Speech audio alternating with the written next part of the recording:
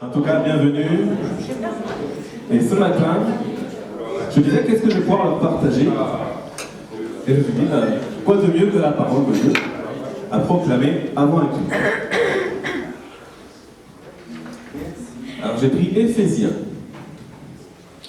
Et je vais vous lire du chapitre 1, du verset 3 au verset 14. Et en fait, c'est une prière de reconnaissance. Et le Père, le Fils, le Saint-Esprit. Et en grec, en fait, c'est une seule phrase. Il n'y a pas de point. Voilà, il y a des points, c'est mieux. Je le lis pour vous. Loué soit Dieu, le Père de notre Seigneur Jésus le Christ, car il nous a comblés des bénédictions de l'Esprit dans le monde céleste, qui toutes sont en Christ. En lui, bien avant de poser les fondations du monde, il nous avait choisis pour que nous soyons saints et sans reproche devant lui. Puisqu'il nous a aimés, il nous a destinés d'avance à être ses enfants, qu'il voulait adopter par Jésus-Christ. Voilà ce que, dans sa bonté, il a voulu pour nous, afin que nous célébrions la gloire de sa grâce, qu'il nous a accordée en son Fils bien-aimé, en Christ. En Christ, parce qu'il s'est offert en sacrifice, nous avons été délivrés et nous avons reçu le pardon de nos fautes. Dieu a ainsi manifesté sa grâce dans toute sa richesse et il l'a répandue sur nous avec surabondance en nous donnant pleine sagesse et pleine intelligence pour que nous connaissions le secret de son plan. Ce plan, il l'a fixé d'avance dans sa bonté en Christ pour conduire les temps vers l'accomplissement. Selon ce plan, tout ce qui est au ciel et tout ce qui est sur la terre doit être réuni sous le gouvernement du Christ. Et c'est aussi en Christ que nous avons été choisis pour lui appartenir, conformément à ce qu'avait fixé celui qui met en œuvre toutes choses, selon l'intention qui inspire sa décision. Ainsi, nous avons été destinés d'avance à célébrer sa gloire, nous qui, les tout premiers, ayons placé notre espérance dans le Messie. Et en Christ, vous aussi, vous avez entendu le message de vérité, cet évangile qui vous apportait le salut. Oui, c'est aussi en Christ que vous, qui avez cru, vous avez obtenu de Dieu l'Esprit Saint qu'il avait promis et par lequel il vous a marqué de son sceau pour lui appartenir. C'est cet esprit qui constitue la compte de notre héritage en attendant la délivrance du peuple que Dieu s'est acquis. Ainsi, tout aboutit à célébrer sa gloire. Amen. Amen. Donc on va le célébrer, on va le chanter, on va le louer, et je laisse toute la place à la louange qui va nous conduire dans ce temps. Et je te remercie, Père, pendant que nous nous levons pour venir t'acclamer, te célébrer, nous te remercions de venir prendre toute la place. Saint-Esprit, conduit toutes choses, la louange, le message, les prières. Viens encore nous instruire, nous conduire et nous unir. Je remets toutes nos vies, nos familles, tout ce qui nous appartient sous le sang précieux de Jésus-Christ de Nazareth. Merci Seigneur. À toi toute la gloire. Amen.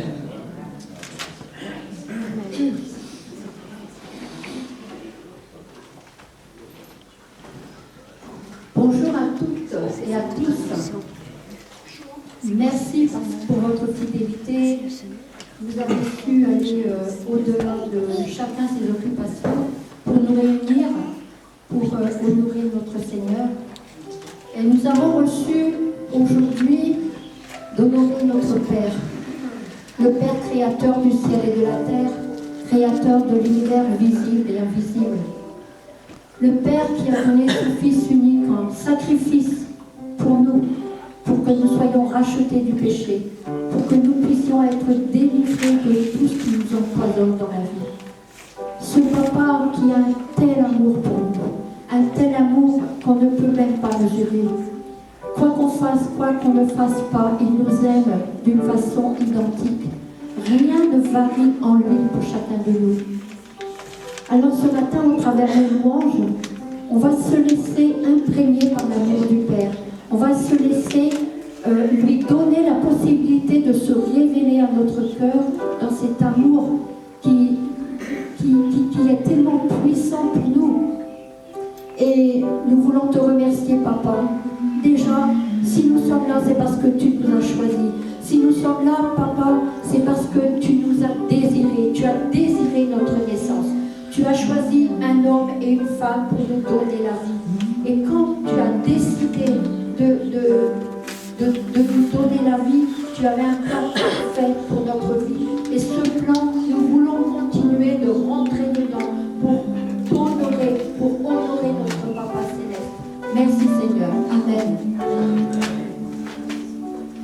Je m'applaudis.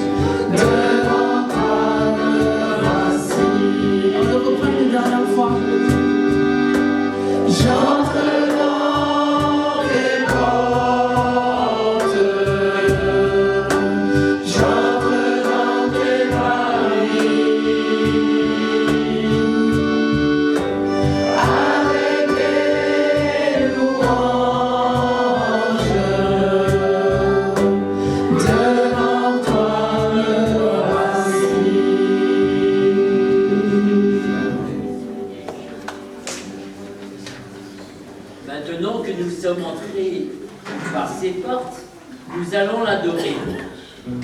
Au Père dans ton temple, oui, dans le temple, parce que nous sommes le temple du Saint-Esprit, habité des louanges du Seigneur, et nous voulons lui donner l'adoration et la louange qui lui est due. Oui, car un jour près de toi vaut mieux que 1000 ailleurs. Et on se sent bien là-dedans, on dit, un jour dans tes parvis vaut mieux que 1000 ailleurs. On préfère rester dans ces parvis qu'aller dans ce monde. Mais aujourd'hui, on veut vivre et désirer d'habiter dans sa maison. Amen. Amen. Amen.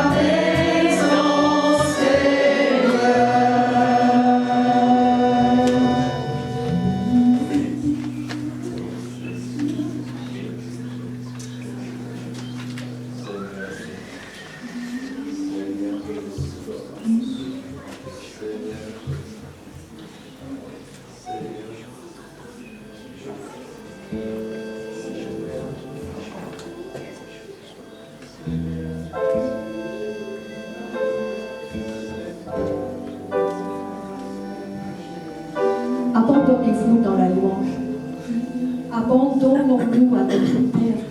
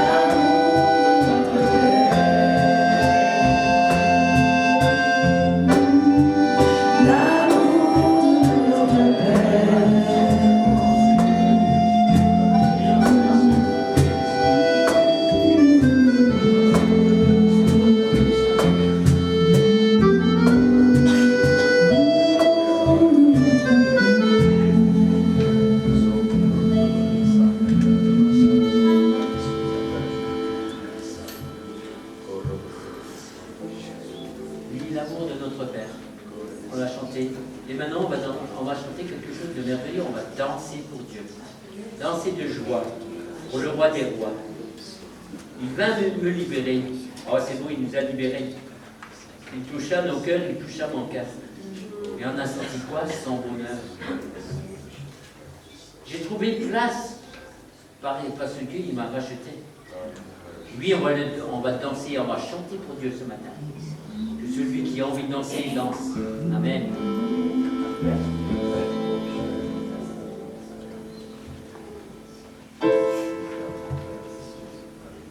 Je veux danser de joie pour le roi des rois, il donnera sa vie pour moi. Il va me libérer, je veux marcher dans sa liberté. Quand il touche à mon cœur, j'ai senti son bonheur et j'ai trouvé ma place. Car tu m'as racheté, Seigneur, par ta grâce, et je veux toujours te louer.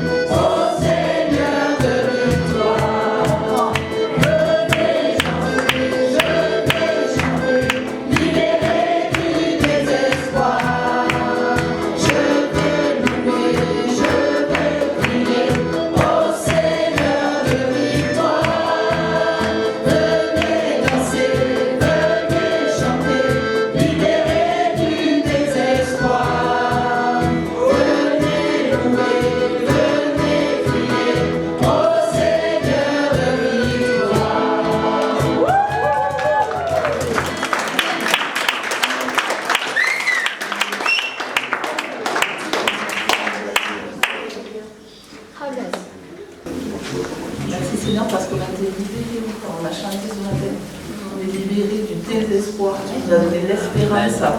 Jésus, tu nous as donné l'espérance par ton sacrifice à la croix. Merci qu'on puisse ouvrir nos bouches ce matin pour te permettre de te louer, pour t'adorer, que notre cœur s'ouvre à toi Seigneur, que notre cœur n'ait pas peur de parler. Merci Jésus. Merci Père de ton amour. Tu as envoyé ton Fils pour nous. Papa, tu as envoyé ton Fils pour nous. Merci. Le cœur reconnaissant, merci.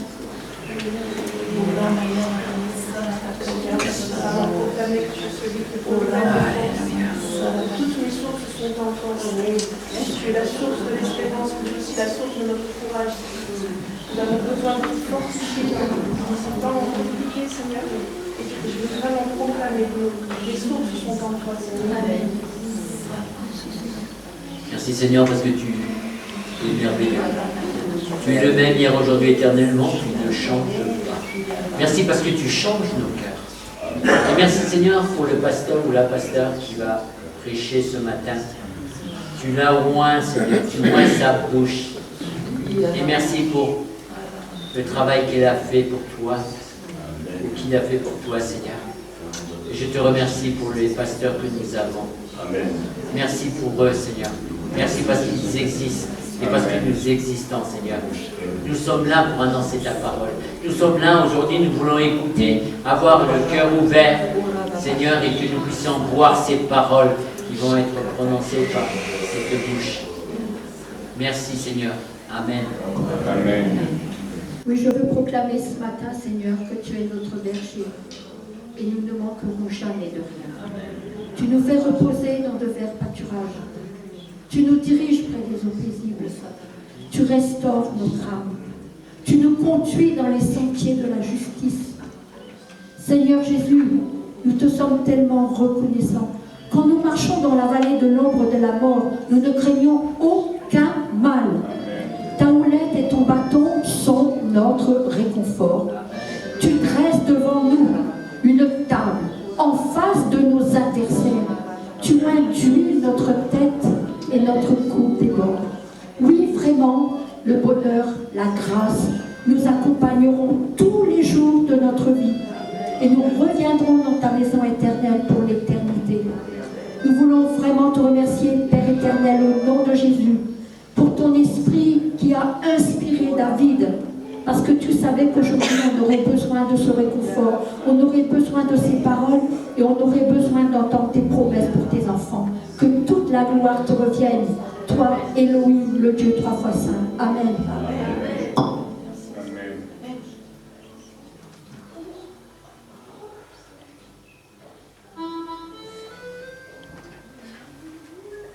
On va le reprendre. Amen. Amen.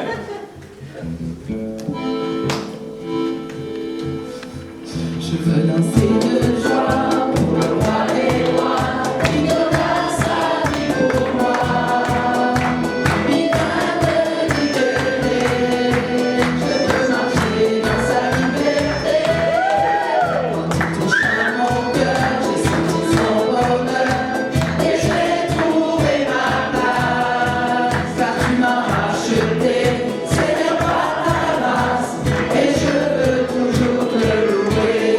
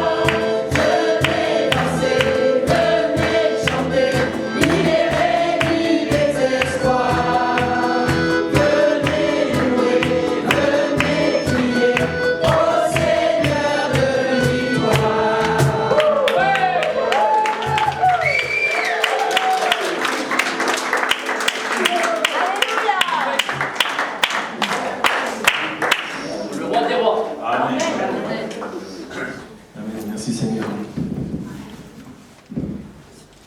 Je vais appeler Fabrice, notre pasteur bien-aimé, qui va nous apporter le message ce matin.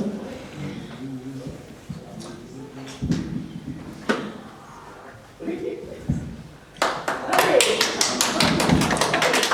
je vais appeler Roberto aussi. Si tu veux bien, Roberto.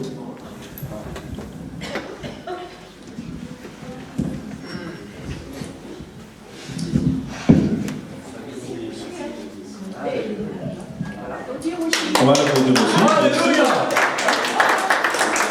Il a un super témoignage. Il l'a déjà fait dimanche dernier.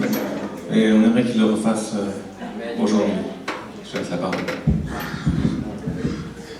Bonjour tout le monde, à tous. Voilà. Et comme je l'avais déjà dit, en fait, juste avant de partir en Guyane, parce que mon père il était souffrant, j'ai dû aller faire un test antigénique au laboratoire de Sainte-Afrique. Et j'ai rencontré un monsieur, comme je vous l'avais déjà dit un peu, qui était juste sur la deuxième marche de l'escalier, juste devant moi, comme si tu étais devant moi, toi. Et je me suis tourné, ne serait-ce que même pas 10 secondes, même pas 5 secondes, je me suis tourné et j'entends un bruit fracassant. Boum! Moi j'ai hurlé, j'ai dit « Ouais, qu'est-ce qui se passe ?» Alors je vois le type, et le monsieur était tombé et il s'était éclaté la tête sur le sol. Alors j'ai essayé de le reprendre, j'ai essayé de le relever un petit peu avec les bras et tout, bon, ce que j'aurais pas dû faire, je pense, et juste pour le soutenir en fait. Et il est devenu violet, il a commencé à devenir violet, bleu. J'ai dit, qu'est-ce qui se passe? Alors quand j'ai crié à quelqu'un qui est descendu du laboratoire, qui est venu et on l'a mis en PLS, et puis ils ont pris son pouls directement. Et quand ils ont pris son pouls, ils ont dit comme ça qu'il n'a pas de pouls. J'ai dit, eh bien dis donc, et sur le coup, ça m'a tellement choqué que je me suis dit, il faut que je fasse quelque chose. Alors j'ai invoqué le sang de l'agneau sur son front déjà, et puis les personnes, ils cherchaient à appeler les ambulances. Alors moi j'ai pris ses mains à un moment donné, j'ai dit, Seigneur, tu ne peux pas laisser ce monsieur-là tout seul là. Et j'ai tenu ses mains, j'ai prié, j'ai évoqué le sang de l'agneau sur lui, j'ai appelé le souffle de vie sur sa vie. Le souffle de vie, j'ai dit que c'est ton fils, Seigneur Jésus, tu ne peux pas le laisser comme ça, il t'appartient. Et j'ai prié pour lui, et il a fait un soupir. Et puis après, quand il a fait le soupir, les personnes qui étaient autour, ils ont dit, ouais, ils ont mis leurs mains à côté, ils ont vu qu'il avait un petit pouls, et ils ont commencé à vraiment le basser, faire des massages cardiaques et tout. Et en fait, quand je crois que ce monsieur-là, il est encore vivant, je crois, j'espère, parce qu'il est parti à l'hôpital ensuite, mais ils ont pris beaucoup de temps avec lui, beaucoup de temps. Je ne connaissais pas ce monsieur, mais en fin de compte, le Seigneur, je pense, s'est servi quand même de ce temps où j'étais là pour pouvoir peut-être sauver ce monsieur, j'en sais rien, par contre, c'est lui qui sait. Mais je rends toute la gloire à Dieu pour ce moment où le Seigneur a agi en son temps, en fait. Parce que moi, je pense que j'étais juste là au moment où il fallait. Et le Seigneur a pourvu à ce monsieur, j'espère, par la grâce de Dieu. Merci.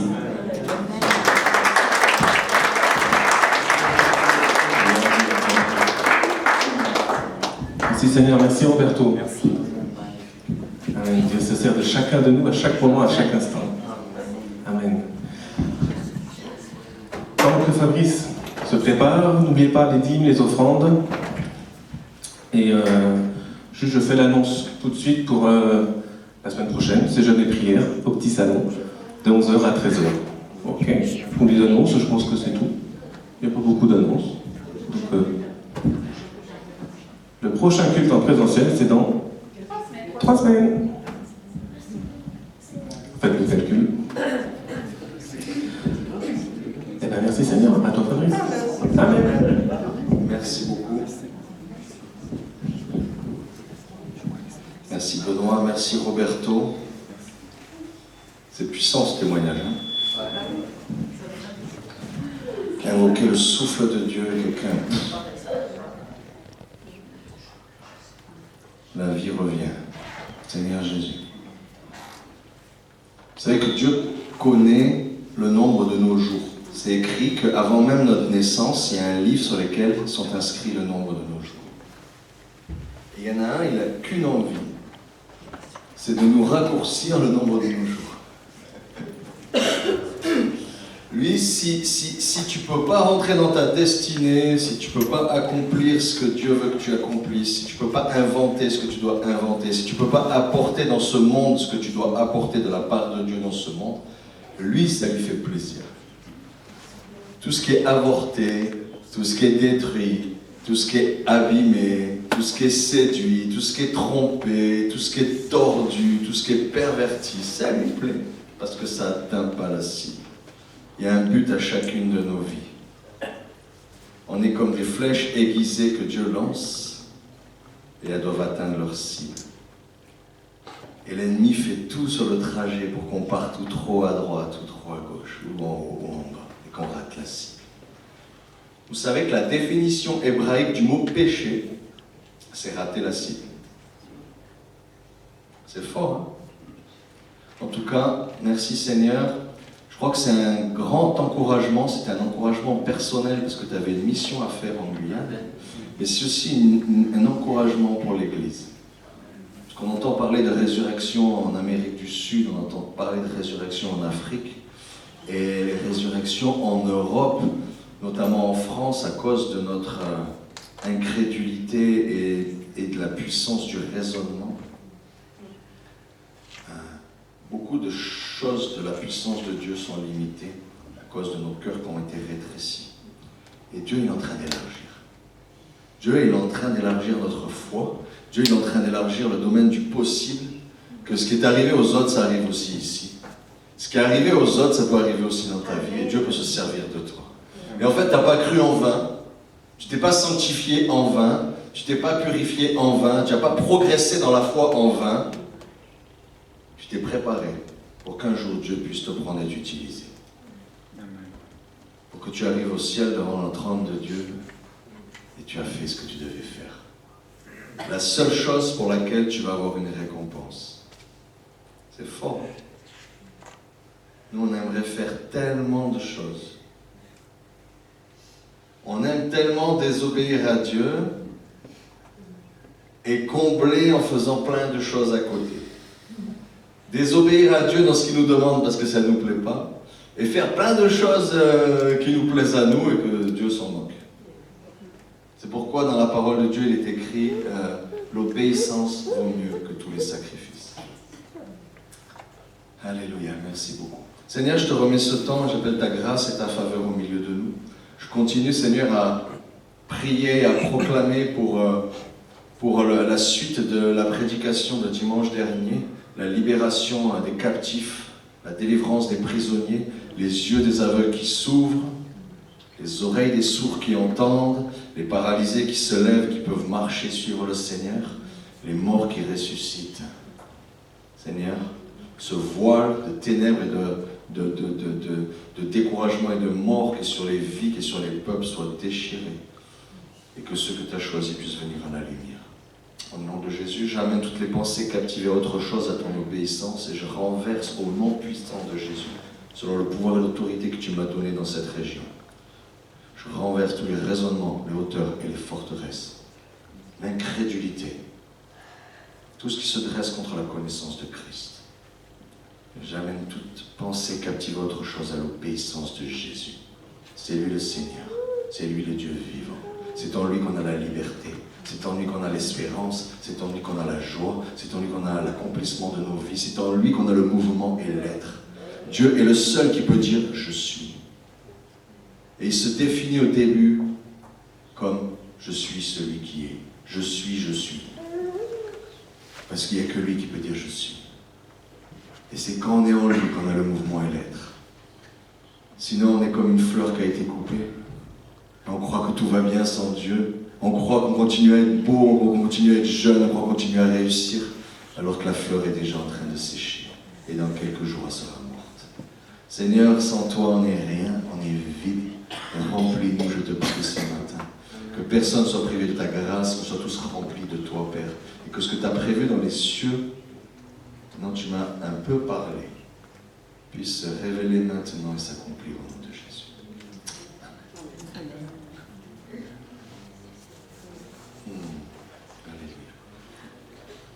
La Bible dit qu'on est une lettre ouverte. Notre vie est une lettre ouverte. Ce qui vous arrive, de bien ou de pas bien, c'est une lettre que les autres hommes voient.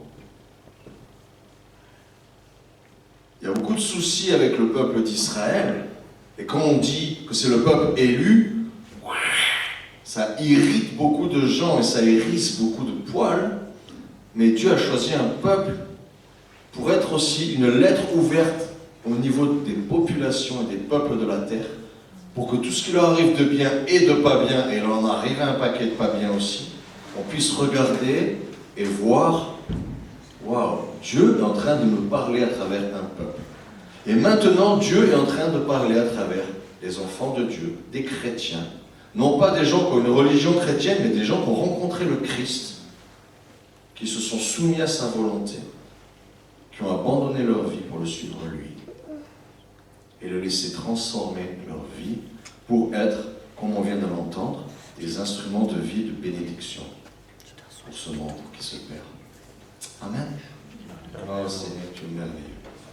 Alors si on est une lettre ouverte, on a chacun un témoignage. Et dans l'Apocalypse, il est écrit que la dernière Église, la dernière génération du peuple de Dieu sur la terre, elle va vaincre Satan par la puissance de son témoignage. Par le sang de l'agneau, parce que c'est le sang de Jésus qui la rend juste et parfaite aux yeux de Dieu. Et parce qu'elle ne va pas craindre de mourir, elle va témoigner jusqu'au bout. Et c'est la puissance de son témoignage. Il n'y a pas écrit que ça va être la grandeur de son Église, il n'y a pas écrit que ça va être la justesse de sa théologie. C'est la puissance de son témoignage. Parce que ce qu'on vit, personne ne peut l'effacer. On peut discuter théologie, Paul dit discute pas. L'apôtre Paul dit discute pas des histoires de mots, les histoires de dates, les histoires de lune, et la fête c'est quand, et le culte c'est quand, et c'est samedi, c'est dimanche, c'est lundi, c'est Shabbat, c'est Jésus, c'est tous les jours. Discute pas, on s'en fout de ça. Cherche l'essence qu'il y a dedans. Cherche dans la parole écrite l'esprit. Et quand je fais ça, on vit Dieu et on a un témoignage vivant.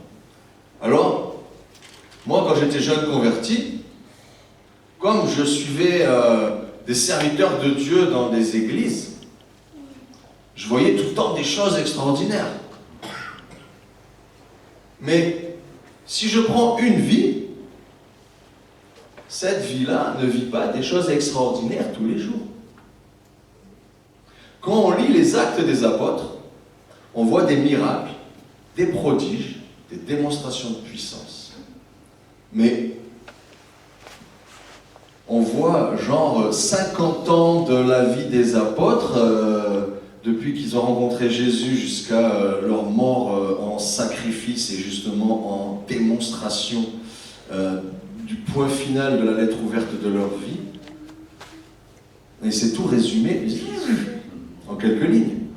Et nous on se dit, waouh, qu'est-ce que c'est dense, qu'est-ce que c'est riche, comment c'est puissant. Et tu te lèves le matin, tu te dis quoi aujourd'hui? Il n'y a rien. Quoi, attends, j'ai pas entendu la voix de Dieu. Quoi, j'ai pas eu une vision, j'ai pas eu un rêve, j'ai pas eu un son, j'ai pas un verset biblique qui, comme au début, je lisais la Bible et puis il y avait un verset. Moi, je le voyais 1 centimètre au-dessus de la feuille. Il était en gros comme ça, il était en 3D, il était au-dessus de la feuille. Et je me disais, aïe, aïe, aïe, aïe, aïe, là, Dieu, je crois qu'il veut que je crois qu'il me parle, je crois qu'il faut que je le lise, celui-là. Et d'un coup, celui-là, il n'était pas comme les autres. Puis, je te dis, mais ça doit être tous les jours. Et c'est pas tous les jours. Et on peut prêcher, ça doit être tous les jours, parce que ça peut être n'importe quoi. Et en fait, nous, on se prépare pour un moment. Celui qui s'entraîne pour les JO pendant 4 ans, tous les jours. Tous les jours. Je ne sais pas combien d'heures par jour suivant sa discipline. Pour une épreuve. Au bout de 4 ans. Et Paul, il nous dit, regardez, eux, ils se bagarrent pour avoir une couronne, une médaille, un truc franchement futile. Une fois que tu l'as eu, tu la ranges et tu dis, bon, on fait quoi maintenant? Il dit, mais nous, on court après quelque chose qui va être éternel. Qui aura une récompense, mais tellement fabuleuse que notre intelligence n'est pas capable de la capter. Et pourquoi je vous dis tout ça? C'est que il y a des choses dans nos vies où on témoigne, et Dieu m'a rappelé qu'il y a quelque chose que je n'ai pas raconté encore. Et que c'est le moment de raconter. Un truc bizarre qui m'est arrivé, je crois que je ne l'ai jamais raconté, et que c'est le moment de le raconter. Parce que Dieu veut qu'on se vide de tout. La terre entière est remplie de sa gloire. D'accord? Nous, on nous prend, on nous enterre, et la terre est remplie de la gloire de Dieu. C'est un pasteur africain, j'avais bien aimé ça, sa remarque. Il fait, si toi tu gardes des choses en toi et qu'on t'enterre avec, Dieu n'a pas dit la terre elle est remplie de ta gloire, elle est remplie de la gloire de Dieu. Alors toi tu dois tout donner au monde, parce que Dieu a tellement aimé le monde qu'il a donné son propre fils. Si lui l'a fait, nous aussi on doit tout donner pour ce monde, pour qu'il soit sauvé. Et quand j'ai tout donné,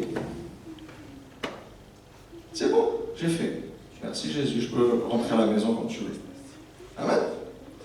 Non, moi, je dis, mais Seigneur, il y a un truc bizarre sur le témoignage. Et je ne sais pas comment... Alors, je vais laisser faire Dieu, quoi. Parce que je ne sais pas comment l'expliquer. Je ne sais pas, je cherche même bibliquement, il y a plein de choses qui parlent, mais même bibliquement, il y a des choses, c'est difficile. Et ça doit toujours primer, c'est la parole de Dieu doit primer sur l'expérience. D'accord? Parce que tes émotions sont faciles à manipuler, tes pensées sont faciles à manipuler, tes raisonnements sont faciles à manipuler. Les esprits impurs peuvent facilement te faire croire que noir c'est blanc, blanc c'est noir. Quelqu'un qui t'aime, il te déteste. Quelqu'un dit je t'aime, tu entends je te déteste. Tout est manipulable facilement. Il n'y a qu'un truc qui n'est pas manipulable, c'est la parole de Dieu. C'est le rocher des siècles. C'est les choses sur lesquelles on est fondé. Et quand le ciel et la terre disparaissent, que l'invisible devient visible, on était posé sur quelque chose de solide. Et à côté que quelqu'un croyait qu'il était quelque chose de solide et que c'était glorieux, tu avais presque envie de l'envier. Quand le voile est déchiré et que l'invisible devient visible, il était dans le vide et il tombe jusqu'au fond des flammes de l'enfer et tu dis waouh, je veux rester sur quelque chose de solide. Donc c'est la parole de Dieu. Et donc je vais vous lire quelques versets. Et si je devais donner un titre à ce message, je serais incapable de donner un titre à ce message. Mais ça parle du regard. Et je crois que Dieu veut toucher nos yeux ce matin. Parce que beaucoup de choses dépendent de notre manière de regarder. Beaucoup de choses dépendent de notre manière de regarder. Et on va dire scientifiquement, mes yeux, voilà, c'est un objet, toutes les images, je les vois, je vois, quoi. Et au pire, il y a un défaut, c'est que c'est un peu flou, c'est un peu myope, ou c'est un peu astigmate. Bon, après, on regarde les défauts techniques. Mais, il y a des maladies que on peut voir tous la même chose. Et s'il y a un verre, avec de l'eau dedans, il y en a un, il voit un verre à moitié vide, et l'autre, il voit un verre à moitié plein. Et ils ont les yeux qui voient pareil. Ils ont 10 sur 10 aux deux. D'accord? Donc on n'est plus dans la mécanique de l'œil, on est dans notre interprétation des images que l'on reçoit. Et des filtres que l'on met sur nos yeux en fonction de ce que l'on regarde ou qu'on ne regarde pas, que l'on vit ou que l'on ne vit pas. Et Dieu dit qu'il veut toucher nos yeux. Et vous allez voir, c'est un verset qui est assez terrible et tellement longtemps, je dis, mais qu'est-ce que tu racontes, Seigneur? Qu'est-ce que tu racontes, Seigneur? Et des trucs comme ça, vous les lisez 20 fois, ça fait 20 fois que vous dites, mais qu'est-ce que tu racontes, Seigneur? T'as pas la clé. Peut-être tu dis, allez, ça doit vouloir dire ça, mais t'as pas la clé. T'as pas le truc qui est descendu dans tes entrailles, t'es sûr, même sous la torture, tu continues à le croire. Tu vois, même t'es prêt à mourir pour ça parce que tu sais, Dieu t'a expliqué. Il y a des trucs, c'est on m'a expliqué que, et là, dans le combat, dans la difficulté, le on m'a expliqué que, ça marche moins. D'accord? C'est pourquoi, dans les pays musulmans, par exemple, les musulmans ont des révélations, ils voient Jésus en face. Ils rencontrent Jésus. Jésus vient les toucher et ils sont guéris. Ils ont des marques physiques de la présence de Dieu. Parce que ce qui va leur arriver derrière, la condamnation de la famille, de la société, la torture et peut-être l'assassinat, si on te dit juste Jésus t'aime, ça ne tient pas. Pour que la personne continue à croire, il faut que Dieu ait une révélation puissante de lui. Autant puissante que tu auras à affronter des choses difficiles. D'accord? Paul, l'apôtre Paul, il tombe aveugle d'un cheval. Il tombe aveugle. Lui qui croit qu'il voit tout, parce qu'il connaît tout, il tombe aveugle. Et Jésus lui parle et il lui dit, mais tu es celui que tu persécutes. Je suis celui que tu persécutes. Qui es-tu, Seigneur? Je suis celui que tu persécutes. Et c'est écrit je vais lui montrer tout ce qu'il doit souffrir pour la cause de mon nom. Donc à la conversion de Paul, il a une rencontre, boum, frontale avec Dieu. Il tombe du cheval, il devient aveugle pendant 3 jours, il a le temps de réfléchir à ce que Dieu lui a dit, parce qu'il ne voit plus rien. Il est face à face avec lui-même, d'accord, et à ce que Dieu a éclairé sur sa vie. Et il apprend tout ce qu'il doit endurer avant de signer. Est-ce que tu veux suivre Jésus? Attends. C'est pas la version à l'eau de rose, tu vas être béni, tu vas réussir dans la vie, tu vas être riche, tu vas être en bonne santé, tu vas avoir un mari, une femme, nanana. C'est non, tu vas devoir travailler, être dépouillé, lapidé, torturé, et tu vas faire partie, tu seras le 12e apôtre, les fondements de la Jérusalem céleste. Là où tout va être accompli et tout va être bâti et va descendre sur la terre. Et un point de référence pour toute l'humanité qui suit. Ah, est-ce que tu veux être ça ou pas? Il y a un prix. Et Paul, il a le prix et il signe. Ok? Et ça touche ses yeux. Bizarrement, ça touche ses yeux. Alors, un des versets que j'ai, c'est celui où Dieu dit « Tes yeux sont la lampe de l'âme ». Ça vous a jamais percuté ce verset? Les yeux, c'est la lampe de ton corps, c'est la lampe de ton âme, c'est la lampe de ta vie. Et si tes yeux sont malades, il y a des ténèbres. Si tu vois pas bien, il y a des ténèbres en toi. Et si tu vois parfaitement, il y a de la lumière en toi. Mais s'il y a des ténèbres en toi à cause de tes yeux, ces ténèbres sont très grandes. Je vais vous le lire. Merci mon Jésus. C'est dans Matthieu et c'est dans Luc. Matthieu 6, 22, 23 et Luc 11, 27, 28 pour les références. L'œil est la lampe du corps. Si ton œil est en bon état, tout ton corps sera éclairé. Mais si ton œil est en mauvais état, tout ton corps sera dans les ténèbres. Si donc la lumière qui est en toi est ténèbres, combien seront grandes ces ténèbres? Voilà, tu te le mets sur l'oreille, tu la fumeras dehors. Ah, c'est chaud comme parole, quand même. C'est chaud ce que dit Jésus. Mes yeux, c'est ma lampe. Je suis éclairé et je peux faire de la lumière à l'intérieur de moi, de la lumière ou des ténèbres. On pourrait. Je m'excuse, mais je ne comprends pas. C'est ça. Parce que comment il fait celui qui est né avec nous? Ouais. Là, Dieu en parle de l'homme aveugle, il en parle ailleurs. Par exemple, quand les pharisiens, c'est très intéressant, hein, c'est exactement le thème. Hein. C'est, la question c'est, mais je ne comprends pas comment fait quelqu'un qui est aveugle. Donc il est dans les ténèbres, le gars, il est perdu. Et là, on voit que c'est pas ça que Dieu dit.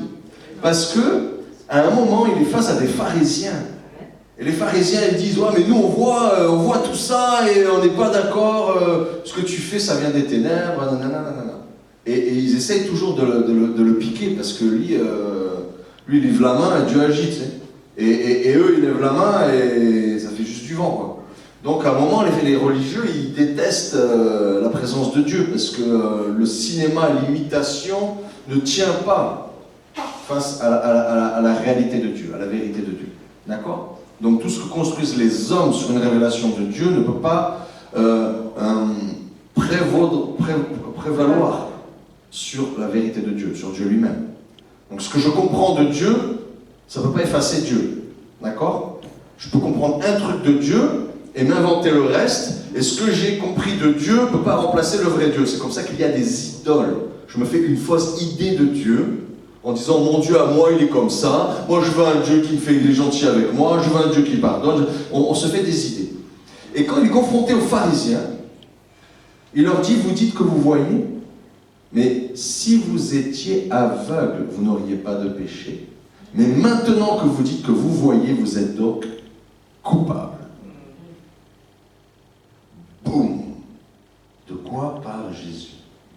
Si je suis aveugle, que je ne vois pas ce que Dieu fait,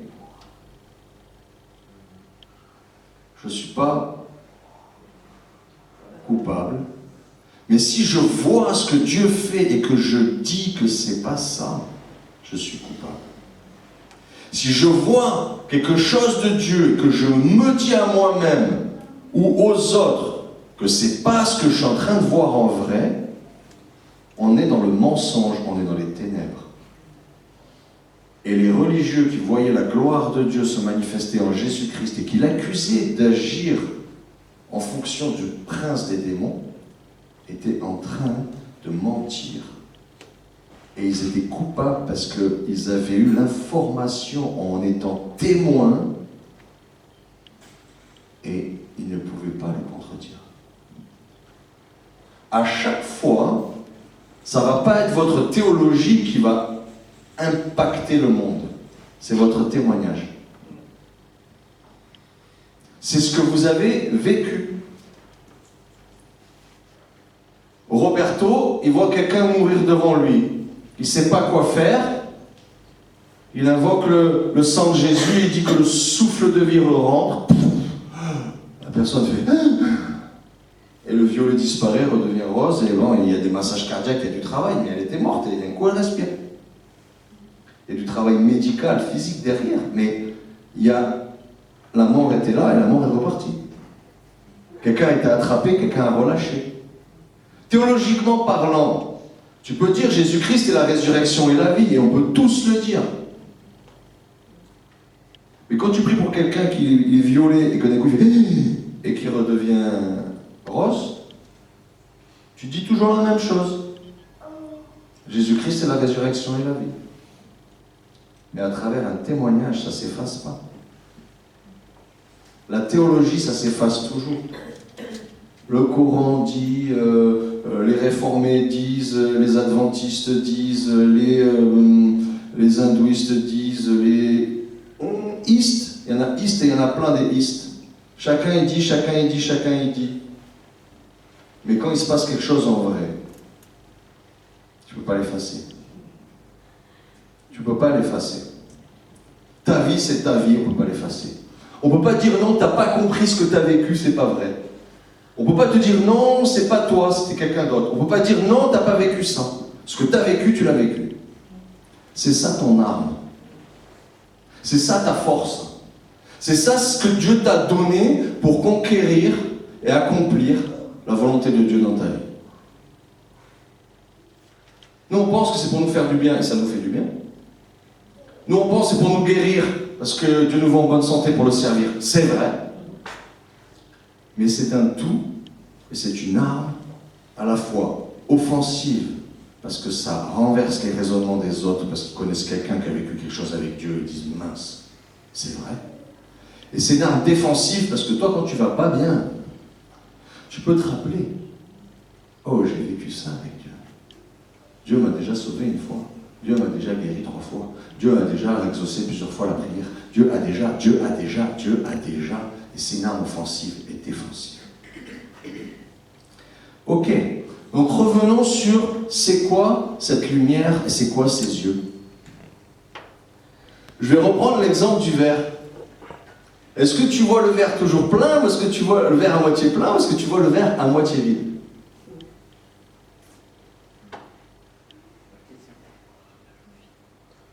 Autre exemple. Quelqu'un a un défaut. Ça, c'est pas dur à trouver. Vous avez remarqué?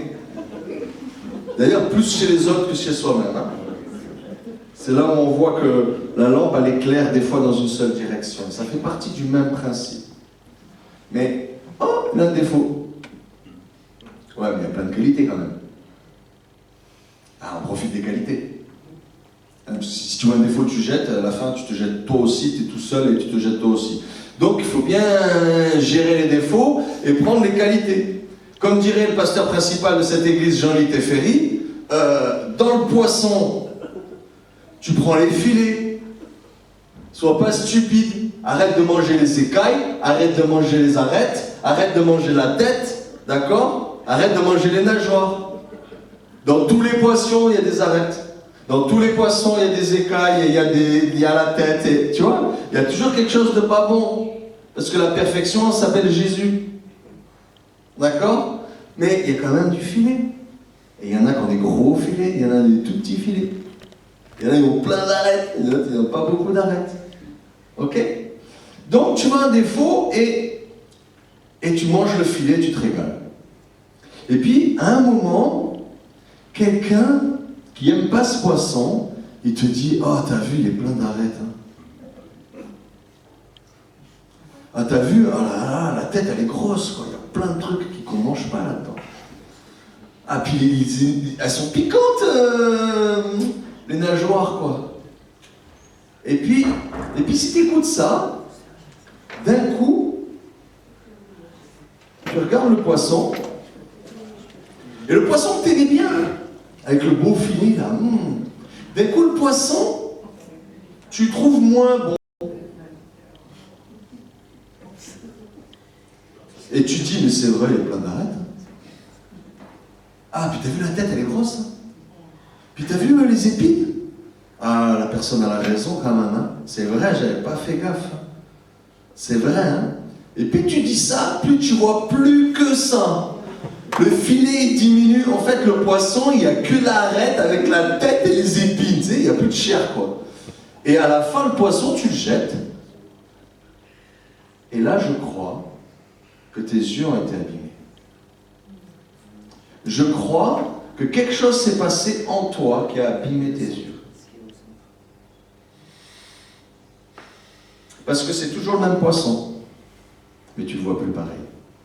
Et parce que tu ne le vois plus pareil, tu ne profites plus du filet. Tu ne manges plus de poisson.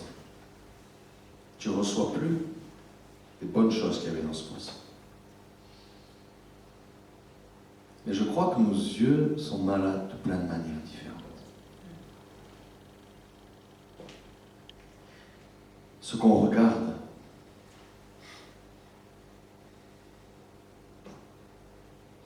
les films d'horreur, les films de crime, les films pornographiques, les scènes de violence.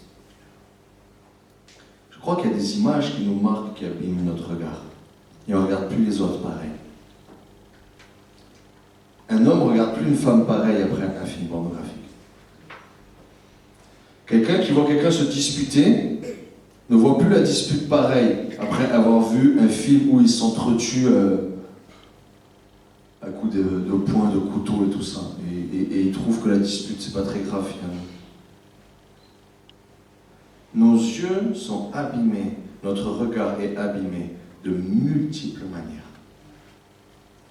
Et Jésus nous dit que si on ne s'occupe pas de ça, il y a des ténèbres qui grandissent en nous. Des choses qu'on pouvait ne pas accepter parce que Dieu dit non, parce que je les ai vues et que je les ai acceptées. Maintenant, c'est comme si ça rentrait tout seul. Et je ne peux plus dire non. Ou je les trouve moins graves, ces choses. Je ne les trouve pas si importantes. Alors que quand j'avais jamais touché et que je lisais la Bible, je dis, ma conscience d'enfant était tellement aiguisée, pure, et je discernais tellement le mal du bien, qu'une fois que j'ai goûté, une fois au péché, ma conscience elle est comme abîmée. C'est comme si c'était un instrument très aiguisé qui se faufilait partout pour montrer exactement là où ça ne va pas, et d'un coup c'est émoussé, et d'un coup c'est moins aiguisé, et c'est moins pointu, et c'est moins précis, et c'est moins sensible, et je commence à plus trop comprendre c'est quoi le bien du mal, c'est quoi le vrai du faux, elle est où la lumière, elle est où la vérité, c'est où le mensonge. Et Jésus dit, si vous laissez vos yeux abîmés et que des ténèbres rentrent dans votre vie, ces ténèbres vont être très grandes. Très grandes. Parce que c'est vous qui les cultivez. Votre foi et le fait que Dieu vous ait donné une certaine autorité, qui vous ait donné d'être fructueux, il vous a donné d'être béni, ce qui est en vous pousse. Ce qui est en moi pousse. Et je ne sais pas si vous avez remarqué, mais dans la terre, quand elle est bonne, quand elle est bénie, tout pousse. Les orties comme les tomates. Les bonnes choses comme les mauvaises choses. Il y a tout qui pousse. Et je suis responsable devant Dieu de ce qui pousse dans mon cœur et dans mon jardin.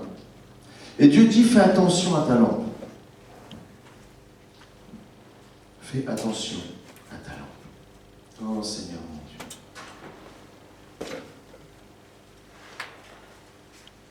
Je vais vous donner un autre passage.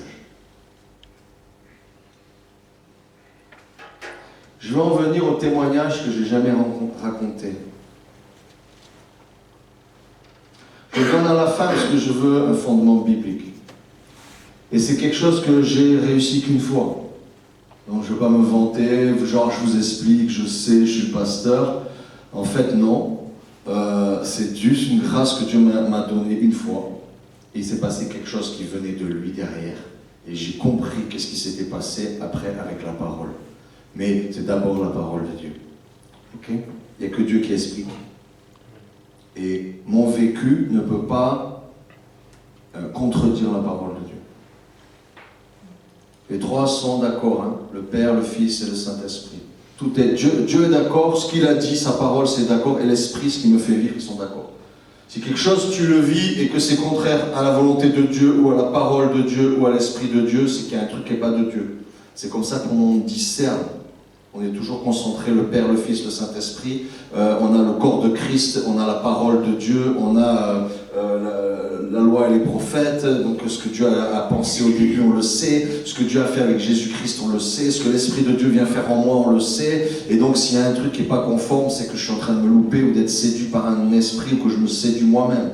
Donc on a de quoi savoir où est-ce qu'on va. Ok ? Et de dire est-ce que je suis dans les ténèbres ou dans la lumière. Donc la parole de Dieu fait partie de ces fondements incontournables.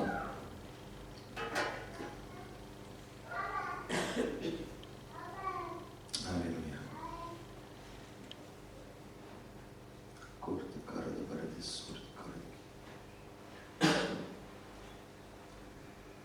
Il y a un verset, c'est le verset de Jacob avec son frère Ésaü. C'est dans Genèse 33, c'est au verset 10. Et c'est pareil, je ne comprenais pas ce verset. Je vous refais toute la scène. Vous savez que Jacob, c'est celui que Dieu a choisi pour faire une descendance, un peuple avec lequel ça va être une lettre ouverte, ça va être la Bible, d'accord ? Donc c'est l'histoire d'Israël, on découvre Dieu à travers le peuple d'Israël. Et de ce peuple-là va sortir un roi, qui est le Messie, qui est Jésus-Christ, et le Messie ne peut pas sortir d'un autre peuple que celui que Dieu a choisi. Donc c'est là où on voit aussi celui qui vient pas de Dieu, celui qui vient de Dieu. Ok ? Donc, c'est le Dieu d'Abraham, d'Isaac et de Jacob. Et Jacob, c'est la 3e génération. Et Jacob, il a un frère jumeau. Genre pour compliquer l'histoire, quoi. Et puis pour compliquer encore plus l'histoire, son père, il préfère l'autre. Il y a Ésaü et il y a Jacob. Son père préfère Ésaü.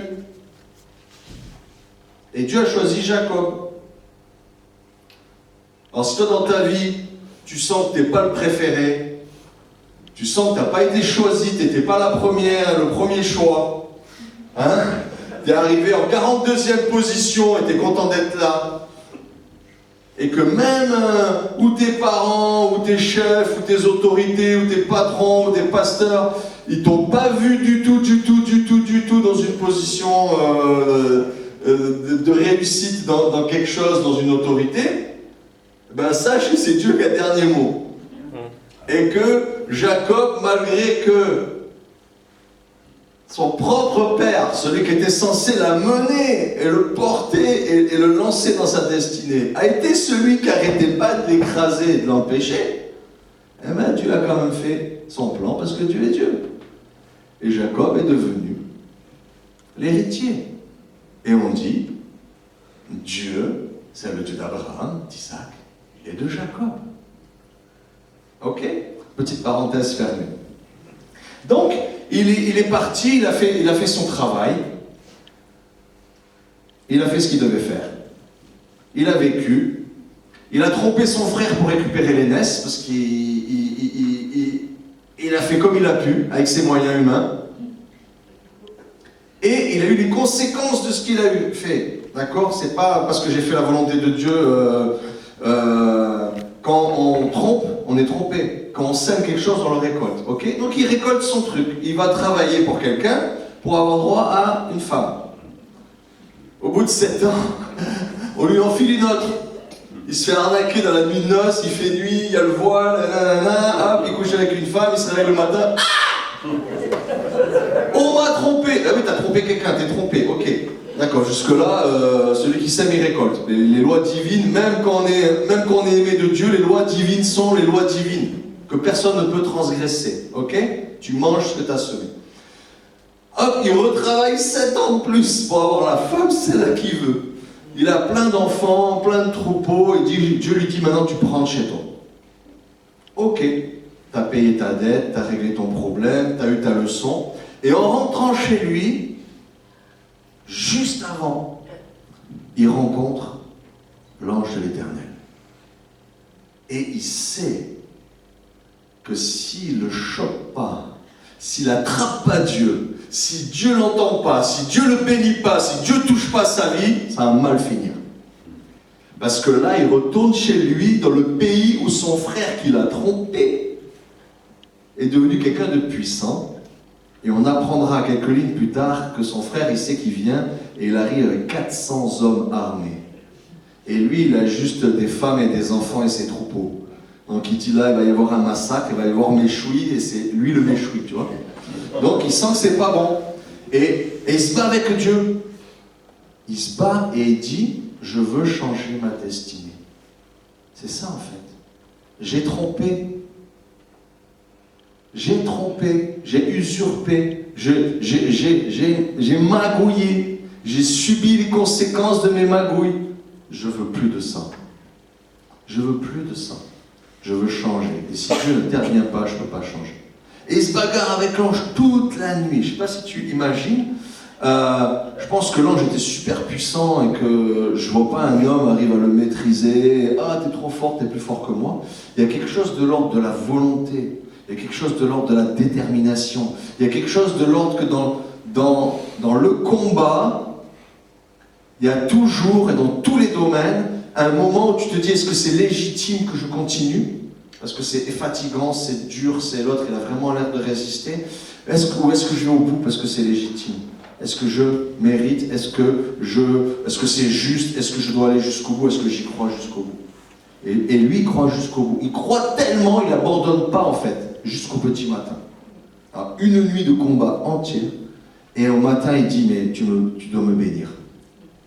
Et l'ange, pour arrêter le combat, il n'a qu'un truc.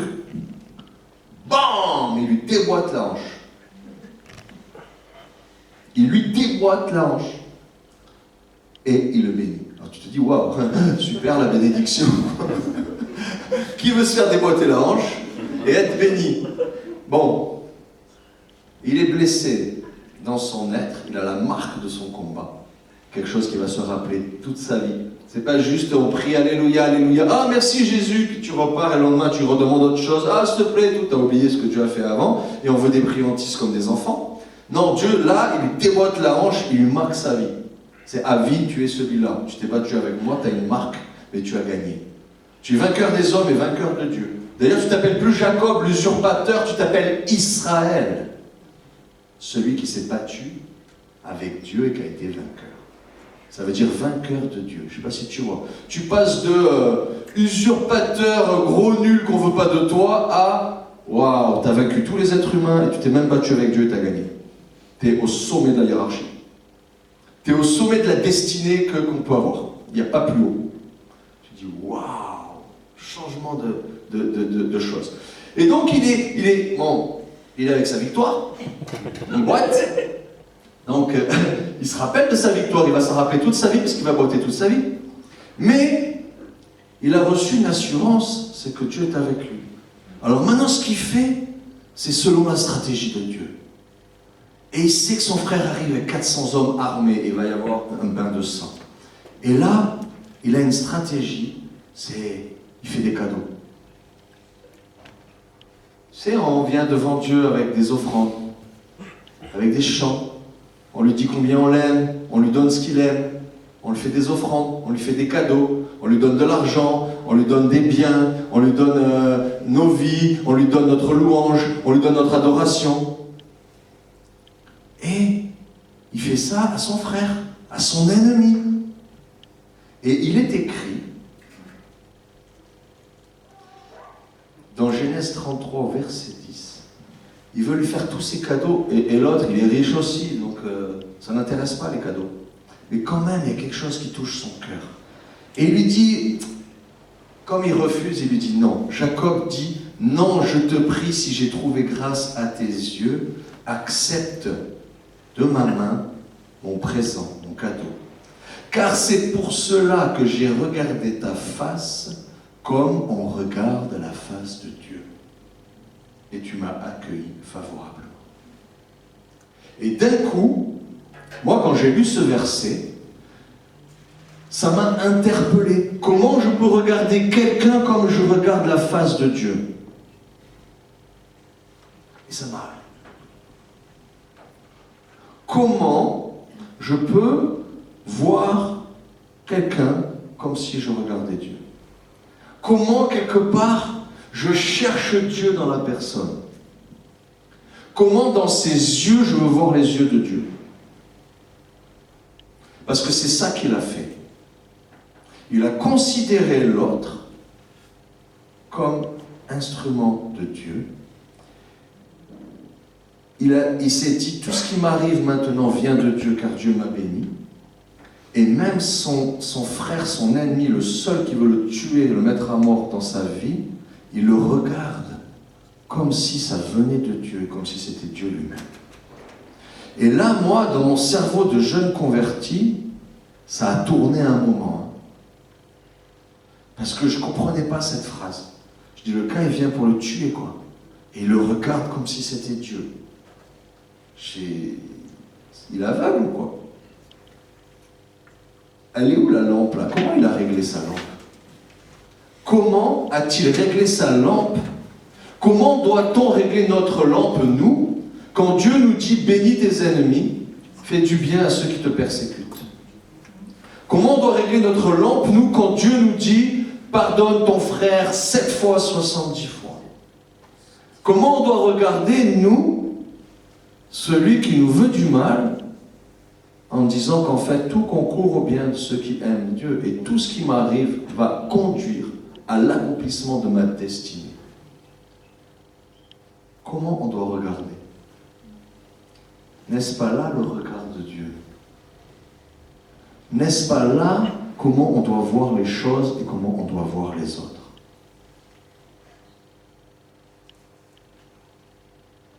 Comment faire autrement? Et j'en viens à mon témoignage. C'est une personne qui est partie au Seigneur et que j'ai suivi au début de ma conversion,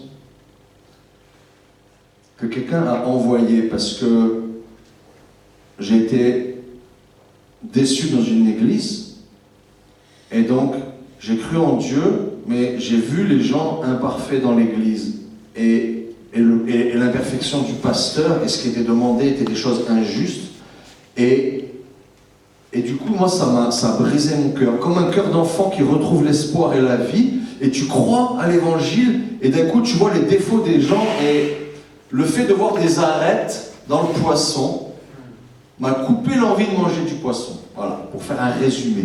Parce que j'étais jeune converti et dans mon esprit, le pasteur devait être parfait, les gens devaient être parfaits parce qu'ils représentaient un Dieu parfait. Et donc, j'avais besoin d'une certaine perfection tangible pour croire à la perfection invisible. Parce que ma foi était toute petite. Je suis désolé. Ma foi était toute petite. Donc, quand j'ai vu des hommes pécher, et j'ai dit, waouh, l'histoire était belle, mais elle n'est pas vraie. Et je suis retourné 4 ans dans le monde. Ça, c'est mon histoire à moi, je ne vous le souhaite pas. Hein. Parce que la Bible est vraie, quand tu es délivré et que l'esprit revient, il vient avec 7 copains plus méchants et ta vie est pire qu'avant. Donc oui, ma vie a été pire qu'avant quand j'ai abandonné le Seigneur. Et j'ai fait des choses que j'aurais jamais voulu faire. Et c'était toujours pire. Et par la grâce de Dieu, je n'ai pas été conduit à la mort, mais j'étais pas loin de me donner la mort. Et par la grâce de Dieu, Dieu a pris un autre poisson, mais encore plus imparfait. Mais avec une imperfection qui ressemblait à la mienne. Donc je l'ai trouvée moins parfaite. Vous voyez le genre, je suis un être humain normal. Donc l'imperfection que je n'ai pas chez l'autre, elle est horrible. Et l'imperfection que moi j'ai, oh, c'est une petite imperfection. C'est un petit défaut. L'autre, il a un gros péché, et lui, il a un petit défaut. Voilà. Mais c'était toujours aussi imparfait. Mais Dieu s'est servi de lui. Et cet homme-là, je n'ai pas pu être dans une église parce que mes yeux sur les églises étaient malades, ils étaient fermés. Je ne pouvais plus accéder à une église. J'avais tellement dit que ça c'était mauvais que je ne pouvais plus y aller. Je ne pouvais plus accéder à un pasteur parce que j'avais fermé cette porte. Je ne pouvais plus accéder à une église, j'avais fermé cette porte. Et même les hommes de Dieu, serviteurs de Dieu, c'était la porte elle est fermée, les gars. Soit Dieu il vient en personne me chercher, soit niet. Et là, je vais dans une réunion de maison. Ah, tiens, c'est pas une église. Bonne stratégie, Seigneur. J'accepte. Évidemment, mon cœur était tellement assoiffé, aride, désertique, que je rêvais d'une goutte d'eau. Hein. Donc j'avais goûté à l'eau du ciel et je me privais moi-même de quelque chose de bon, mais j'avais vraiment terriblement envie de Dieu. Je savais où était la source. Et cet homme, il vient, il me serre la main, et physiquement, je n'ai pas senti sa main. La scène, mon corps là, c'est comme s'il n'y avait rien eu. Par contre, à l'intérieur de mon cœur, là, ça fait boum. C'est comme si quelque chose était rentré en moi, il avait tapé à la porte de mon cœur. Et là, j'ai fait oui. Là, aujourd'hui, tu rigoles plus. Là, c'est pas une religion, là. Là, c'est pas un pasteur, c'est pas une église. Là, même le gars, physiquement, était tout maigre, tout chétif, que j'avais peur de le casser en lui serrant la main. J'ai pas senti sa main. J'ai dit, c'est pas lui. Il y a pas... Vous savez, comme Jésus, il est dit... on représente toujours des Jésus beaux, blancs, yeux bleus, beaux gosses. Et si tu lis la Bible, il y a écrit « Homme de douleur, habitué à la souffrance, il n'avait rien pour nous plaire. » Genre, le genre de gars qu'on méprise, qu'on n'a pas envie de voir, il rentrerait là, peut-être on l'aurait fait sortir, tu vois. C'est ce genre-là, Jésus, c'est pas le beau blond, beau gosse, là. Donc tu vois, il y a quelque chose que humainement, t'as rien qui t'intéresse. T'as pas de charisme, t'as pas de beauté, t'as pas de style, t'as pas d'élégance, t'as pas de charme, t'as pas tous les trucs humains qui fait que tu dis « Waouh, lui, beau leader, bon, j'ai envie de le suivre. » Tu vois, il n'y a rien naturel qui te conduit vers lui. Par contre, quand j'ai touché l'onction qui était sur lui, la présence de Dieu qui était sur lui, ça m'a fait boum à l'intérieur, et là j'ai flippé, quoi. Là j'ai dit aujourd'hui, mon gars, tu joues plus, on n'est plus à l'école. Là, le gars, c'est pas à lui que tu vas parler, c'est celui qui est en lui, là, c'est Dieu. Tu l'as senti, tu sais qu'il est là, et aujourd'hui, c'est à lui que tu vas dire oui ou non. Et c'est pas une église, c'est pas une religion, c'est pas une dénomination, c'est même pas un serviteur de Dieu. Là, tu sais que Dieu est là, et tu flippes, et tu sais que ça va être sérieux. Par la grâce de Dieu, j'ai dit oui. L'Esprit de Dieu est venu sur moi, mes ténèbres sont parties, on respire mieux. Quand on a moins de poids sur soi, on respire beaucoup mieux. Et j'ai commencé à bien respirer, à être heureux, à être en paix. Gloire à Dieu, et je vous encourage à faire cette expérience d'inviter l'Esprit de Dieu, parce que Dieu n'est pas un Dieu menteur et il rend vraiment libre. Mais j'ai suivi cet homme, et évidemment, la leçon où je suis tombé la première fois, t'as beau faire tes 40 ans de désert, tu reviens où? À la même leçon. Bon attendeur, je vous ai prévenu, Si vous avez des leçons de la part de Dieu, de la part de la vie, croyez pas que merci Jésus, j'y suis passé, on passe à autre chose. Sachez que vous allez grandir, être fortifié, transformé, et que, équipé de Dieu, vous allez affronter votre épreuve et vous allez la gagner avec Dieu. C'est ça le but. D'accord? Et vous ne pouvez pas échapper. Les Hébreux ont fait 40 ans dans le désert et sont revenus à la même traversée. Alléluia. La traversée du Jourdain, il fallait le faire, il fallait avancer et il fallait réussir l'épreuve. Donc moi me voici à découvrir que ce poisson extraordinaire avec des dons spirituels hallucinants, genre on était invité dans des églises, à 9h du matin, les gens repartaient, c'était 4h30 de l'après-midi, et il y avait la queue jusqu'à la porte, parce que les gens voulaient la prière et une parole de Dieu. Et le gars, il avait une pensée de Dieu pour tout le monde. Il te disait un truc de Dieu que tu sais pas, que personne ne savait, que le seul savait, ou la réponse à une question, ou genre, je suis serviteur de Dieu, cet homme, est-ce que c'est un charlatan, Seigneur, je veux qu'il me parle de ça et de ça, si ça vient vraiment de toi. Et le mec, il arrive et il disait, ah, je sais pas pourquoi, je vois ça et ça, et je dois te le dire.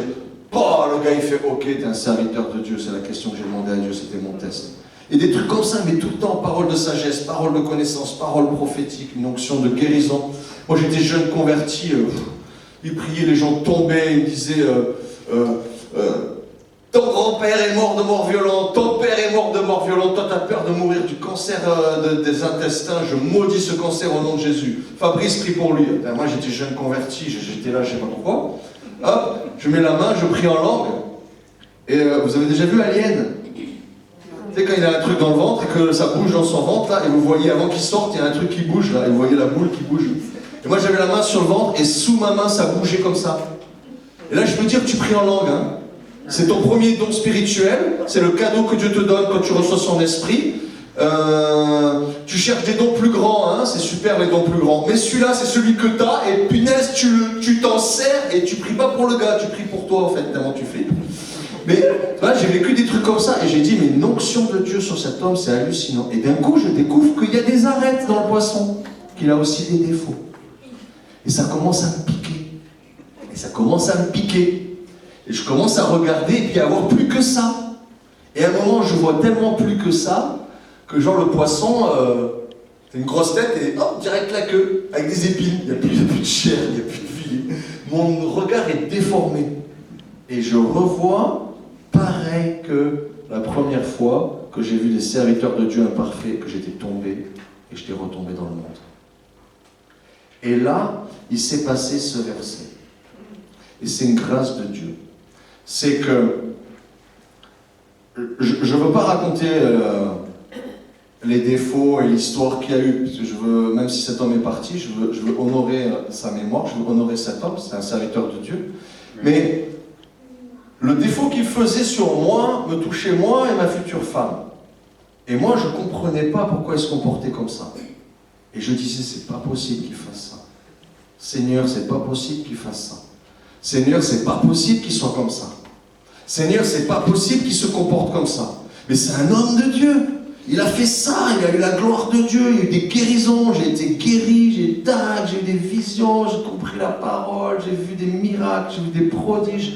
J'ai goûté à l'évangile tous les jours. Avant, je vivais 2 heures par semaine à l'église, et après je déprimais, je replongeais dans la dépression, dans les ténèbres, les idées noires. Et là, d'un coup, avec lui, je le suivais, c'était la louange tous les matins, tous les midis, tous les soirs, la lecture de la Bible tous les jours. Je ne savais même pas qu'on pouvait vivre l'évangile au quotidien. Moi, je crois que c'était que le dimanche matin. J'ai appris tout ça avec cet homme, et je suis vivant, quoi. J'ai été engendré spirituellement, je suis devenu vivant. Avant, je sortais de l'église, boum, je tombais tout seul. Il n'y avait pas besoin de combat spirituel. Et puis c'est pas marché, tu tombes, et tu veux te battre avec le diable, tu n'arrives même pas à tenir tout seul debout. Qu'est-ce que tu vas aller sur un champ de bataille? D'accord? Et d'un coup, là, j'ai appris à tenir debout. Gloire à Dieu. Mais j'ai dit, mais c'est pas possible que ce défaut... Et puis, j'ai dit, il faut que je confronte. Il va arriver un moment où c'est plus possible, il va falloir regarder les choses en face et en parler, quoi. Et dans mon cœur, je disais, Seigneur, moi je refuse de dire du mal. Je refuse de dire que ce qui fait, ce qui me blesse, c'est lui. Je refuse de le salir, je refuse de voir ça attaché à lui. Et là, je ne sais pas comment ça s'est passé. C'est que quand je l'ai regardé, que je parlais avec lui, j'essayais toujours de ramener la conversation sur les faits, mais sans aucune accusation. J'attendais en fait que Dieu lui parle, c'était lui l'homme de Dieu. Donc j'attendais que lui, qui a l'Esprit de Dieu, il écoute ce que Dieu lui dit, comme il pouvait écouter sur les autres, quand il priait. Mais je l'ai regardé, et en fait, je ne m'en suis pas rendu compte, mais je regardais et je cherchais Dieu en lui, jusqu'à ce que Dieu intervienne. Et je lui ai rien dit. Aucune accusation. Aucune critique. J'ai jamais réussi, hein, pour ceux qui me connaissent, je suis un râleur et moi je vois plutôt le verre moitié vide. Mais là, c'est comme si dans mon cœur j'avais vécu tellement de choses fortes de Dieu avec lui que je ne pouvais pas toucher au soin de Dieu. D'accord ? Et c'était inconscient, je crois que c'est vraiment la grâce de Dieu. Mais ça a duré longtemps. Et à un moment, c'est à ça que je veux en venir. À un moment, dans son regard, et je cherchais dans ses yeux, à un moment, les yeux à l'intérieur, ils ont changé. Ils se sont allumés. Et j'ai vu qu'il y avait quelqu'un, comme si quelqu'un rentrait en lui et me regardait à travers ses yeux. C'était plus lui. Et là, j'ai fait Là, c'est comme si en fait Dieu était rentré et m'avait regardé. C'est comme si Jésus lui-même s'était incarné en lui et il m'avait regardé avec son regard à lui. Et j'ai vu qu'il s'est passé quelque chose. J'ai vu une lumière. Et je me suis dit, peut-être il a compris, peut-être. Et lui, j'ai vu qu'il n'a rien compris. Il me dit, quoi, qu'est-ce que tu as vu? Et il fait une blague sur ce que j'avais pu voir. Donc il a vu que j'ai vu quelque chose, mais il ne savait pas ce que c'était. Donc j'ai compris que ce n'était pas lui qui ne percutait pas. C'était au-delà de nous deux. C'était Dieu qui faisait ça. J'ai vu Dieu dans son visage. J'ai vu Dieu dans ses yeux. Et vous savez ce qui s'est passé après? Oh, Jésus. La conversation s'arrête. Il part. Et moi, je suis là, toujours moi-même, imparfait.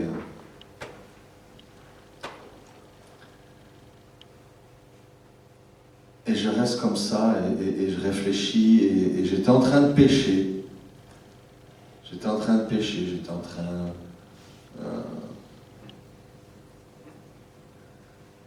de boire et de fumer. Et moi, c'était la vie normale à l'époque, hein, de la mienne. Hein. Mais voilà, c'était comme ça. Et je réfléchissais à ce qui s'était passé.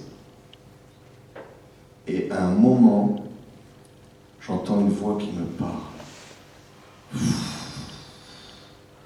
Derrière moi, là, je sentais qu'il était grand, qu'il était derrière moi, et il me parle. Et là, j'ai flippé ma race, comme on dit chez moi.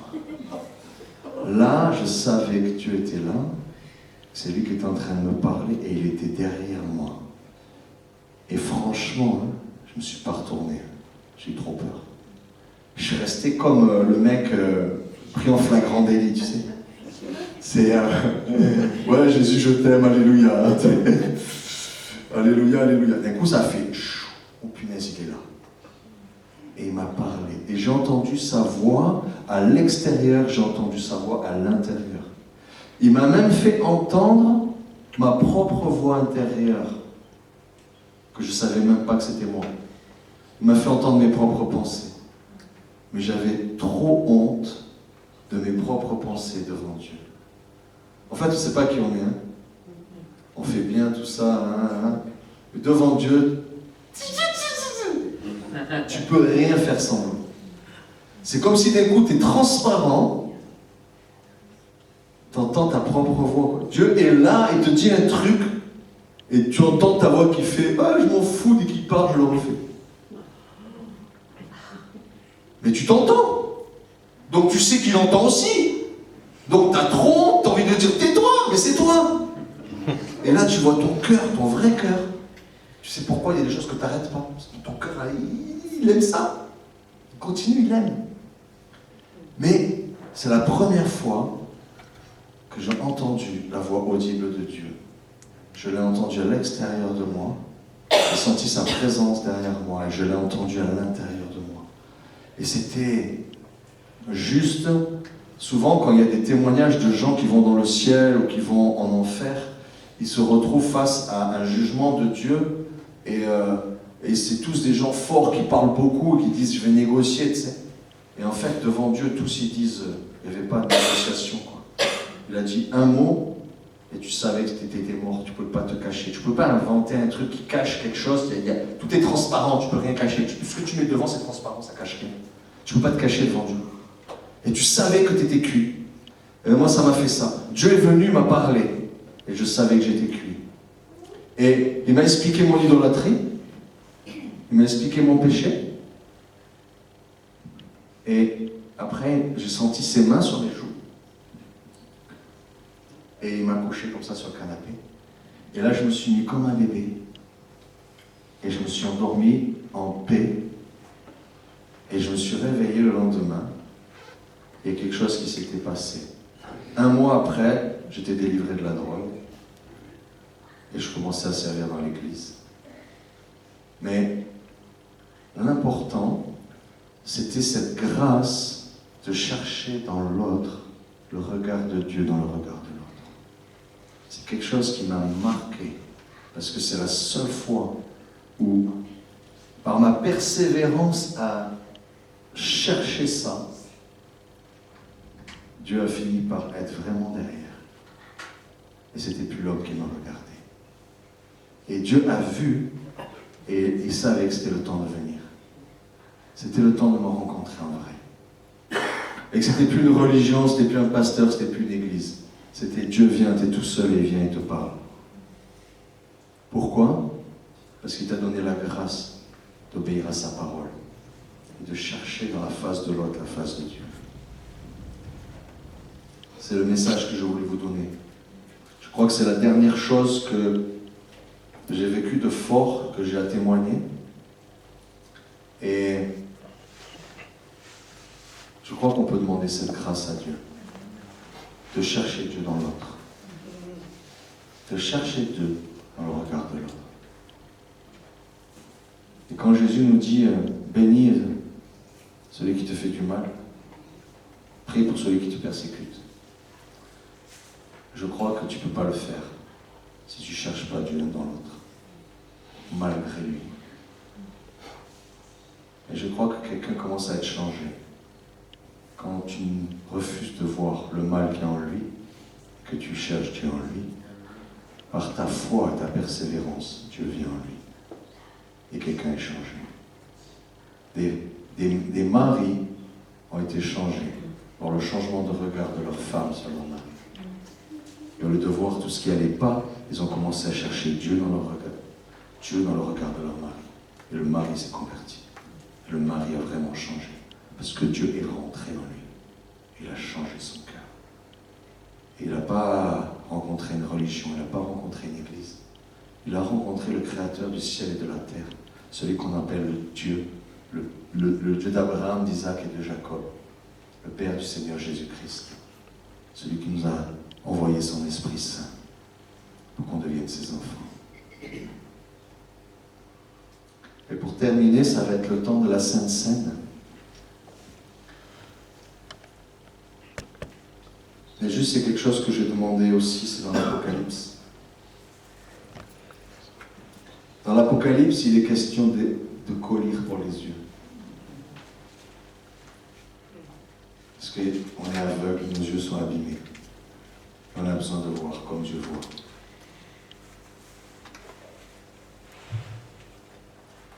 Dans l'Apocalypse. Apocalypse 3, 18. Tu sais, Jésus il vient, il voit l'église, il dit « Oh, elle est bien cette église, on est bien. Hein. » Il dit « Mais tu te crois riche, riche, vêtu est fort, quoi. En fait, tu vois même pas que tu es aveugle, nu et pauvre. Alors, parce que tes yeux sont abîmés, quoi. Tu vois pas comme moi je vois. Tes yeux sont abîmés. Tu vois pas de la bonne manière. Tu as un filtre sur tes yeux, ils sont pas guéris. Et comme il y a des ténèbres, ben, tu vois pas. Donc le mensonge, tu vois pas que c'est un mensonge. Ce qui est faux, tu vois pas que c'est faux. Et la vérité, tu es aveugle, nu et pauvre, tu ne le vois pas parce que tes yeux sont abîmés. Et voici ce qu'il dit. Je te conseille d'acheter de moi de l'or éprouvé par le feu, afin que tu deviennes riche. Des vêtements blancs, afin que tu sois vêtu et que la honte de ta nudité ne paraisse pas. Et un collier pour oindre tes yeux, afin que tu vois. Et c'est ma prière pour aujourd'hui, pour chacun d'entre nous, qu'on puisse demander au Seigneur un collier pour nos yeux, afin qu'on voit, comme lui nous donne de voir. Je crois qu'il y a plein de choses à voir. Je crois qu'il y a beaucoup de choses à voir. Père très saint, je te remets ce temps. Je te remets chaque personne ici présente. Je te remets ma propre vie, parce que moi-même, j'ai demandé ce collier pour mes yeux. Je te prie pour tous les gens qui ont écouté le message, Seigneur. Je te prie pour tous les gens qui sont dans cette région sous notre autorité et qui peut-être cherchent la vérité et n'arrivent pas à la voir. Je te prie qu'on reçoive de toi un collier pour nos yeux afin qu'on voit vraiment. Illumine les yeux de nos cœurs, Seigneur. Tu as dit que tu es celui qui illumine les yeux de nos cœurs afin qu'on voit vraiment. Merci, Seigneur. Amen.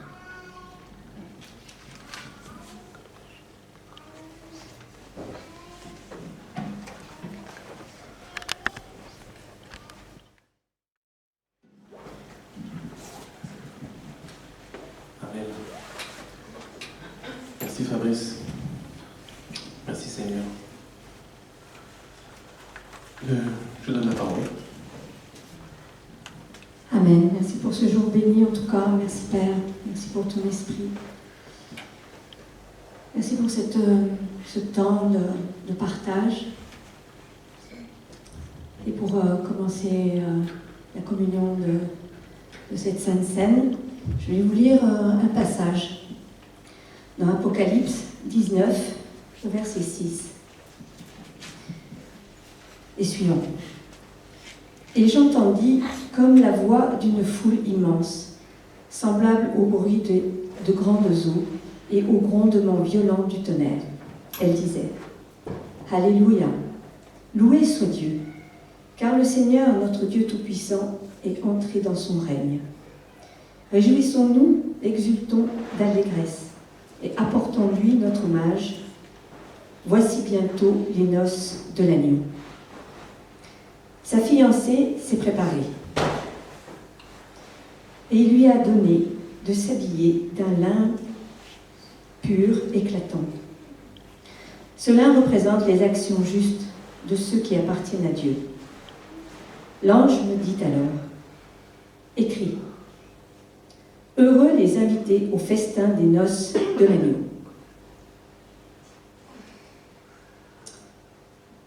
Et il ajouta : ce sont là les paroles authentiques de Dieu.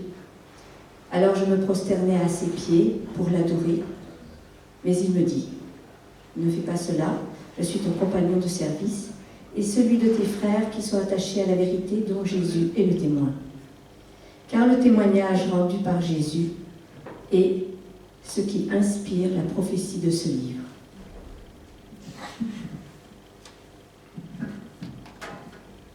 Alors le repas que nous prenons, c'est la communion.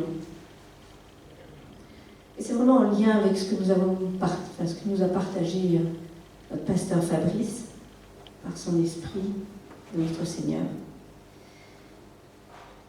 C'est un renouvellement de l'alliance avec notre Seigneur Jésus, par son sacrifice à la croix, par son sang.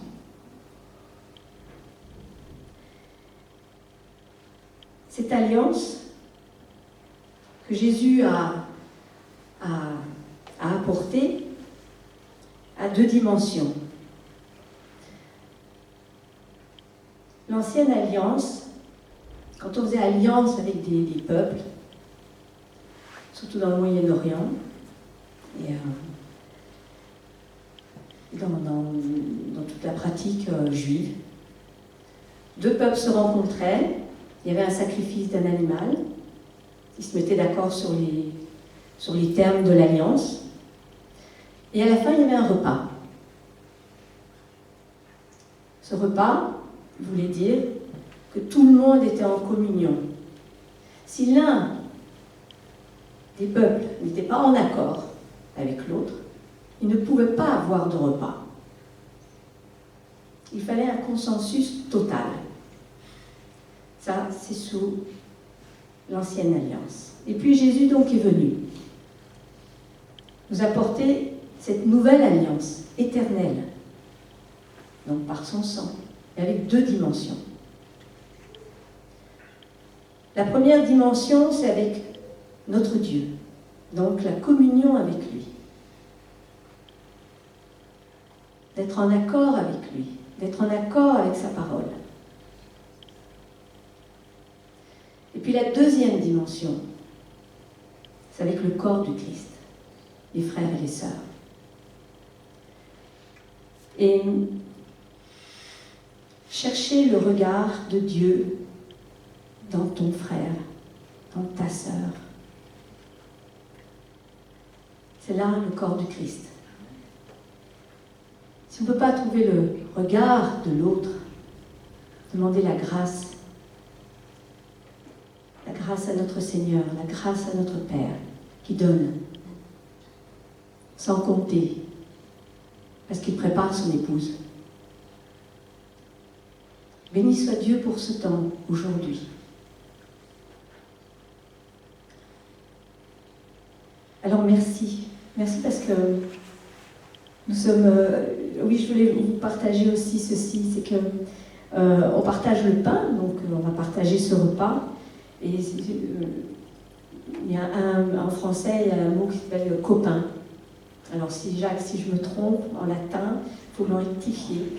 Copain, ça, je crois que ça vient de cum et pagnus.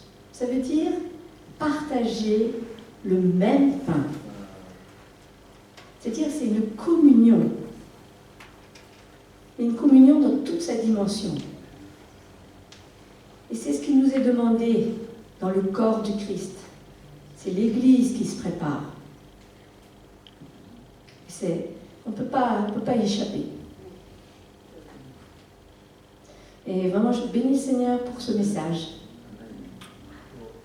Parce que ça nous permet de voir en l'autre, reconnaître l'autre, voir Dieu en lui. Voilà, c'était mon message de partage de cette Sainte Seine. Et voilà, qu'on demeure en communion avec notre Père Céleste, par l'intermédiaire du sang de Jésus, par l'Esprit Saint, et que nous restions en communion les uns les autres. Demeurons. Alors c'est vrai que c'est peut-être pas toujours facile, mais il y a sa grâce. Amen. Soyez bénis. Amen. Bien, merci Seigneur. Merci pour ton corps, ton sang que tu as versé pour chacun de nous, Seigneur. Par ta grâce.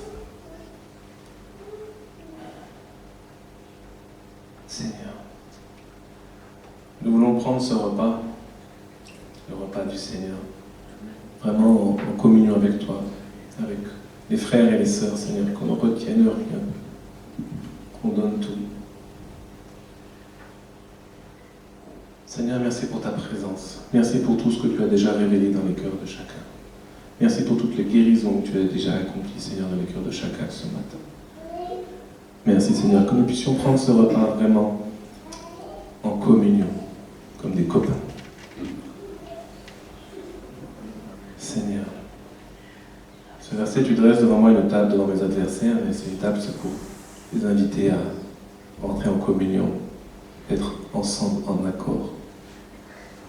Seigneur, fais de nous des artisans de paix, Seigneur. Merci Jésus. Je bénis ce pain, ce vin que nous allons prendre, Seigneur, en ton nom puissant. C'est ta vie qui coule en nous, Seigneur, qui nous renouvelle et qui nous régénère encore. En tout cas, à toi toute la gloire, l'honneur, la puissance, Seigneur Jésus, et merci pour la grâce que tu nous as fait d'être venu nous chercher, de nous avoir attirés à toi et d'être là tous les jours. À toi toute la gloire, Seigneur Jésus. Amen. Amen.